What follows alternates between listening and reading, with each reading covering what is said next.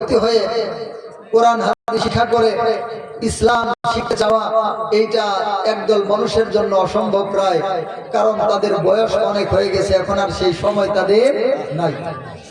তো এই ওয়াজ মাহফিলগুলোর মাধ্যমে আমরা অনেক বড় বড় উলামায়ে কেরাম, বিভিন্ন উলামায়ে কেরামের মুখ থেকে আল্লাহর দ্বীনের এই সমস্ত গুরুত্বপূর্ণ কথাগুলা, আল্লাহর দ্বীনের গুরুত্বপূর্ণ বিধানগুলা এই ওয়াজ মাহফিলগুলোর মাধ্যমে আমরা জানতে পারি এবং আমরা শিখতে পারি।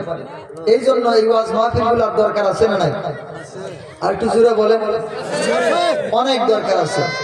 এই ওয়াজ মাহফিলগুলা থেকে যদি মানুষ মুখ ফিরায় বা মানুষ পিছপা হয়, তাহলে এই উম্মতের বড় ক্ষতি হবে। কি হবে?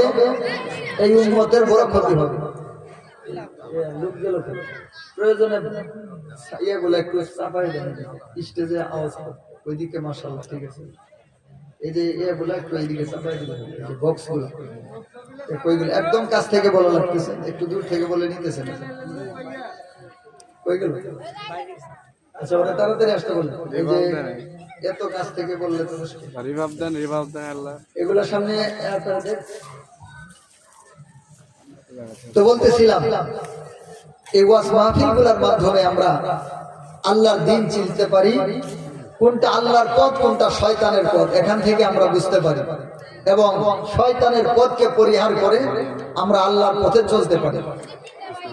তো আল্লাহ সুবহানাহু ওয়া তাআলা আমাদেরকে দুনিয়ার জমিনে পাঠাইছেন হযরত আদম আলাইহিস সালাম থেকে শুরু করে এই দুনিয়ার শেষ মানুষ পর্যন্ত, দুনিয়াতে সর্বশেষ যে মানুষ আসবে ওই মানুষ পর্যন্ত আল্লাহ তাআলা যত মানুষকে দুনিয়ার জমিনে পাঠিয়েছেন, সামনে পাঠাবেন, এই সমস্ত মানুষকে হাসরের ময়দানে দাঁড়িয়ে তার জীবনের প্রত্যেকটা আমলের হিসাব দেওয়া লাগবে কি লাগবে না?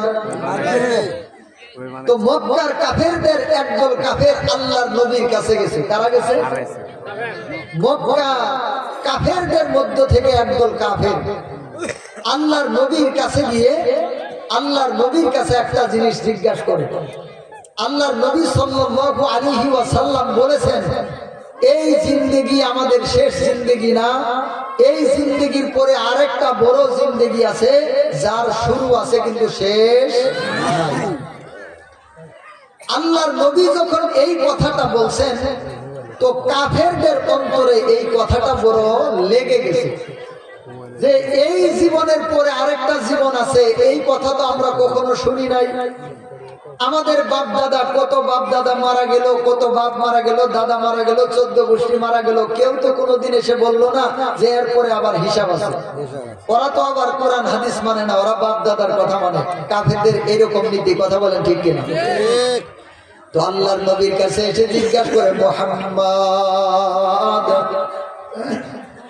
সাল্লাল্লাহু আলাইহি ওয়াসাল্লাম, ও মুহাম্মদ, তুমি আমাদেরকে ডাক দিয়ে বলতেছো এই জীবনের পর আরেকটা জিন্দেগি রয়েছে, যেই জীবনে এই জীবনের প্রত্যেকটা আমলের হিসাব দেওয়া লাগবে। কবর নামে একটা জিন্দেগি আছে, ওই কবরের জিন্দেগিতে আমাদের সবাইকে যাইতে হবে। কিন্তু মুহাম্মদ, আমাদের বাপ দাদা পূর্বপুরুষ অনেকেই তো দুনিয়া থেকে চলে গেছে, কেউ তো আমাদেরকে এসে বলল না যে মরার পরে আরেকটা জীবন আছে। বলেন নাউজুবিল্লাহ। কাফেরদের কাছে আল্লাহর নবীর কথার চাইতে ওদের বাপ দাদার কথার মূল্য বেশি, আল্লাহর নবীর কথার চাইতে ওদের বাপ দাদার কথার দাম বেশি। এই জন্য আল্লাহর নবী বলেছেন, কাফেরদের অন্তরে কথাটা ধরে নাই, কাফেরদের অন্তরে কথাটা বিশ্বাস হয় নাই। তারা নবীকে বলে, মুহাম্মদ, আমাদের বাপ দাদা কেউ তো এসে বলল না এই জিন্দেগির পর আরেকটা জিন্দেগি আছে গো, ওই জিন্দেগিতে আল্লাহর সামনে দাঁড়ায় হিসাব দিতে হবে। আল্লাহর নবী জানিয়ে দিলেন, কাফেরের দল, তোমাদের বাপ দাদারা জানা কার নাই জানা, তোমাদের বাপ দাদারা বলুক আর নাই বলুক রে কাফেরের দল, আল্লাহ তাআলা আমারে জানাই দিয়েছেন আমি নবী জানি এই জিন্দেগির পর আরেকটা জিন্দেগি শুরু হবে, যেই জিন্দেগির কোনো শেষ না।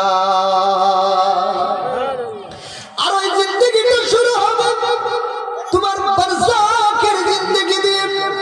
মৃত্যুর পর কবরের মধ্যে যে রাখা হয়, এই কবরের জিন্দেগিটা বারজাখের জিন্দেগি বলা হয়।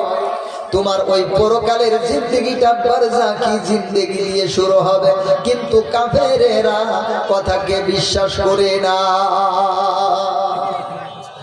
মুসলমান ভাইরা আমার, ঠিক একইভাবে আমাদের সমাজের মধ্যে একজন মানুষ আছে যাদের কর্মকাণ্ড এবং চরিত্র দেখলে বোঝা যায় না যে পরে এই জীবনের পরে আরেকটা জীবনে আল্লাহর সামনে দাঁড়ায়া হিসাবের সম্মুখীন হতে হবে। একদল মানুষের চরিত্র দেখে, চাল চলন দেখে এটা বোঝা যায় না, আছে না? না, মসজিদের আশেপাশে খেলা করে, মসজিদের আশেপাশে বসে খুন গল্প করে,